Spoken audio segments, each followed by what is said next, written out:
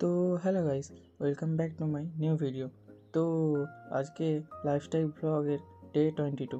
তো আজও সকাল সকাল উঠে পড়েছিলাম, আর আজকে ছিল আমার বাইসেপ ডে। তো এই দেখো আমার বাইসেপের কন্ডিশন। তারপর করছিলাম ব্যাকের ওয়ার্কআউট, দিয়ে করছিলাম ব্যাকের ওয়ার্কআউট, তারপর বারবেল দিয়ে ব্যাকের ওয়ার্কআউট করছিলাম। তো তারপর ফাইনালি পোজিং করছিলাম। তো দেখো কতটা কি ইমপ্রুভ হয়েছে।